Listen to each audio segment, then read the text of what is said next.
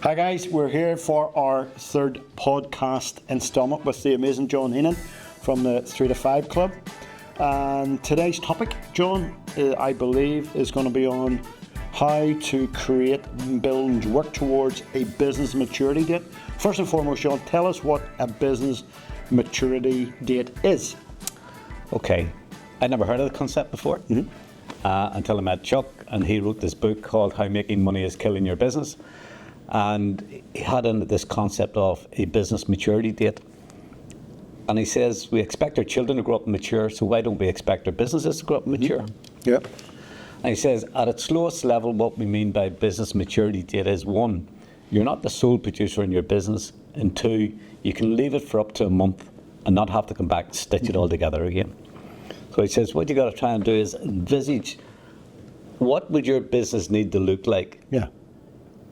For that to be possible, that you are not the sole producer and that you can actually leave it for up to a month and not have to come back, stitch it all together again, and it's made money whilst you're not there. Yeah. And it made me sort of sit and think, I mean, I never ever considered having time out of my business. I actually thought the only thing I got into business and the idea was to make money. And then when I met him and he talked about, and the title of the book was How Making Money Was Killing Your Business. I mean, I found that challenging, to be honest with you, because I thought that was the whole point. Yeah, because people, when I talk about is making money killing your business, people would say to me, but Henry, that's the whole point. But obviously we're talking about more of a philosophy and a system and a structure behind that, making that work, and the business maturity date is important to that process. Because on the back of the book he has, use your business to build your ideal lifestyle. Okay. So most of us get into business with this idea we're going to work. We're in the business with 2 intentions, 1 hope. We intend to work hard, we intend to make some money, and we hope we get a nice life out of it. Yep. We work hard. Yep. We make some money, sometimes not enough. But somehow it just doesn't seem to all come together. Yeah. And Chuck's view is that the reason for that is that we only ever ask our business for money. We need to ask our business to give us both money and time. And if you think about it, you know, how many of us have got into business and you start off working 40 hours a week. The business grows, you've now got 10 people working with you, you're working 45 hours a week. It grows, you've got 20 people working with you, you're now working 50 hours a week. And you're just working more and more and more as the business grows. And what most of us tend to do, we talk about getting people off the treadmill. Most of us just build a faster treadmill, a bigger treadmill. Bigger one. Okay? So this idea of, hold on, build a mature business that not only gives you money, but also gives you time. Because the money is no use on its own. And we've said this before, the 3 things in life, time, money and energy. When we're young, you have loads of time, loads of energy and no money. When you're middle-aged, you have loads of energy, loads of money and no time. And then as you get older, you have loads of time, loads of money, but no energy. You need to get the 3 together at some stage. And so this idea of a business maturity date, it's like anything, it's giving you a focus, something to target. But most importantly, you've got to use your imagination. What does this thing actually look like? What's it need to look like for me to be able to earn X amount of pounds a year and to be able to take X amount of time out of my business? Yeah. And you've got to use your imagination. And if you think about what's imagination, the best definition I heard of it was seeing with your heart something before you can see it with your eyes. So you've got to envisage, what does this thing need to look like? Even if you're a solopreneur, you're on your own. How do you build something that actually you're the only person in the business that it actually makes money when you're not there? I mean, today with what's available online and social media and all this stuff, you know this, Henry, you can build an incredible business. Without actually being in the middle of it yourself, even if you're the only person in that business. Okay, so that business maturity date all of a sudden gives you something to focus on, and in a way the clock's starting to tick. Yeah, and it helps you drive daily decisions. You know, who was it that actually wrote the book, you know, Start with the End in Mind? Stephen Covey. Stephen Covey. Start with the End in Mind. And one of the things I've loved about this, especially of late, it's amazing when you get older, you actually start to say, I need to implement some of these processes in. So getting the end in mind, where you know this is what the business looks like.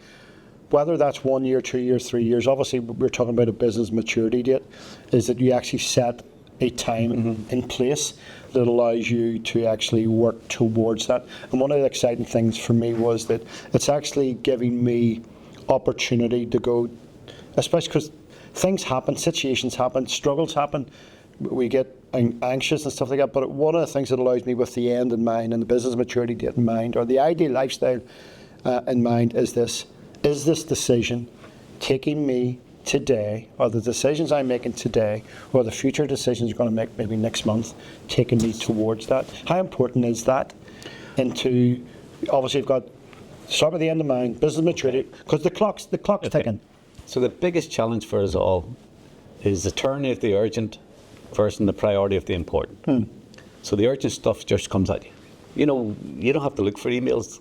They just come at you, and the phone rings, and okay, so you've got all this activity coming at you. The important stuff just whispers. You know, is it important you have a will? Yes, it is. Is it important you have one written today? Well, not if you don't intend to die today. Okay. And so it's important to have it, but it's not urgent. It's important I lose some weight, but it's not urgent that I do it now. Okay. Is it important that I make sure that I've got a pipeline of potential clients? Yes, but it's not urgent because I've enough business today to pay the bills this month. Next month. And so we habitually start to make, or continually make decisions based on the circumstances we're in and the emotion that we're in.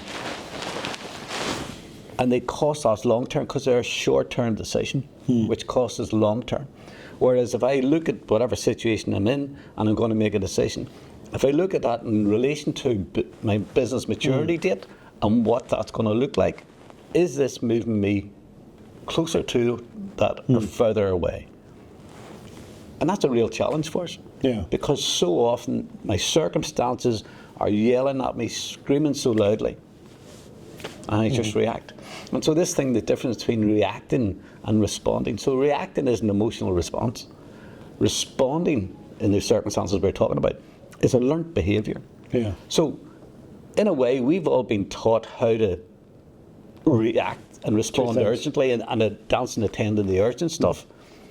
We need to teach us or learn how to start to respond in relation to the important stuff. And the funny thing is, the more you start to work on the important stuff, the more the urgent stuff starts.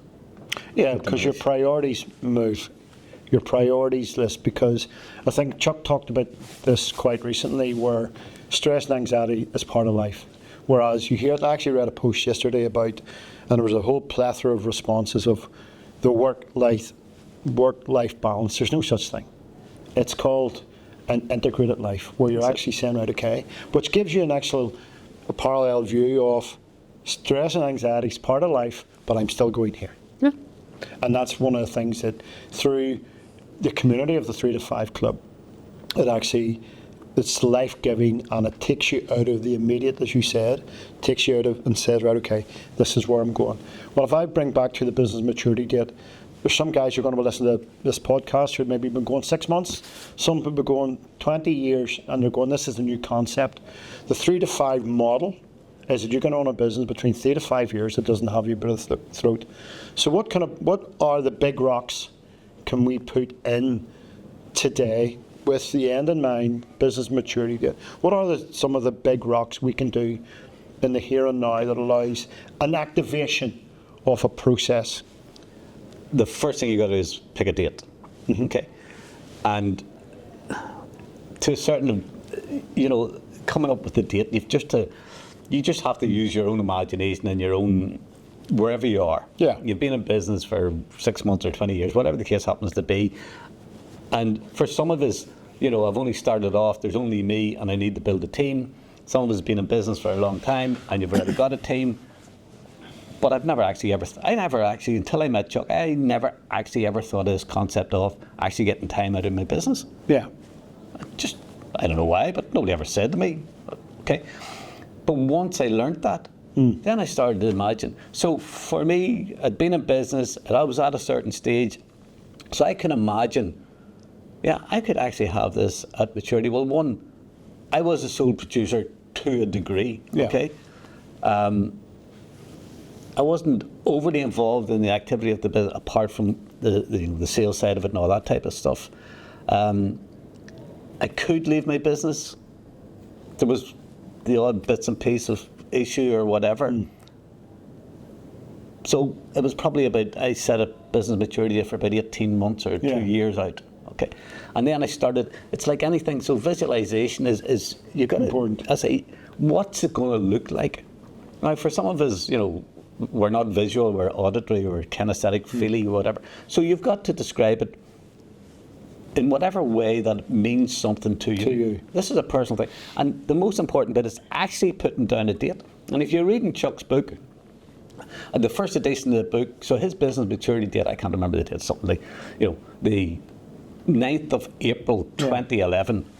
And he says in it, and at 10 a.m. we will have samosas, or what do you call it, those, what do we call Bucks Fizz over here, champagne and orange juice, at 10 o'clock in the office, and we'll hand the business over to our staff, and Diane and I are going to New Zealand for 4 weeks. Yeah. And he puts in a little caveat, at this time of writing, we have no staff. Okay. Yeah. And that's what I'm talking about, using your imagination. Okay. But he had literally a bottle of champagne, he'd put the date on it, 10 a.m. on the 9th of April 2011, business maturity date. And it was like a clock ringing, and you can put it on your phone, a countdown thing. Okay? And it's to spur you on to take the action. Very good. Because one of the things we're always doing is, I'll get round to it. I'll do it later. Later doesn't come. Okay? It's the concept of it, it's not do it later. It's fix it as you go. Yeah. Okay, you got to take feedback and fix it as you go. The problem is, for most, and especially me, I was just going. I was never taking any feedback. I was just going. So we're looking at, I don't fancy having champagne and samosas 10 o'clock in the morning, by the way. Last thing. Each to their own. You've got one of our big rocks is we set a date. So guys, set a date in the diary. The second smaller rock going into the Stephen Covey process is get it out of your head. What does your business look like? And start to and should it be, even literally cutting pictures out of what you want this thing to look like. And an interesting thing to do, I did this years ago, and anytime I was travelling, so my day business is a fulfillment business, a logistics. So if I was I remember going to a rally in North Carolina one time, and I went and Googled fulfillment companies in Raleigh, North Carolina, and I would ring them up. Pick one or two of them, and I'd ring them up and say, hi, my name's John, I'm from Ireland, I do the same thing as you, could I call in and say hello? I have never had anybody say no to me. I mean, I've done it in America, I've done it in Canada, I've done it in different places in Europe. Just bring somebody up, right? Trust me, it's one of the best things to do. Go and find a company that does something like what you do, but they're just further down the line, they're bigger than you. Very good. And one of the things I found out, Henry, was that, see, the more successful people they are, the more they're willing to help you. They don't see you as competition, and especially when you're from a different country type of thing, whatever. So that was one of those things, because it helped me visualise. And I learnt more going and looking at other people's operations of, geez, I'll give you a simple one. This is years back. I was in Detroit and went to some fulfillment company in Detroit, and they did all the fulfillment for Ford and General Motors. So whenever you bought a car, you did they sent you a T-shirt or whatever. And actually, at that time, Ford owned Aston Martin. And if you bought an Aston Martin car, you had a choice of either a Rolex watch or a golf bag, a leather golf bag with Aston Martin in diamonds on the bag. That was the choice. But one of the things I saw in the warehouse was, so they did T-shirts, okay? And they had these boxes with a hole cut in them, the T-shirts. And I feel embarrassed I'd even say this. We had T-shirts sitting on the shelves on a pile, and you took one off, and they're in plastic bags on, and sliding all over the place. Get a box with a hole on it, put them in, they don't move. Simple things like that. It was amazing. So what you can pick up and learn, and as I said, it helps you start to visualise what's this thing going to look like. And that's important. And that's the amazing thing, and we're out of time. And if you want to know more about the 3 to 5 Club, Google into your search, www.3to5club.com. hook up with John Heenan on LinkedIn and reach out to us. If you want to know more, you want some more conversation with John, reach out to us. And if you want any notes on this topic, send us your email address and we'll send it to you. Guys, thank you so much. Thank you.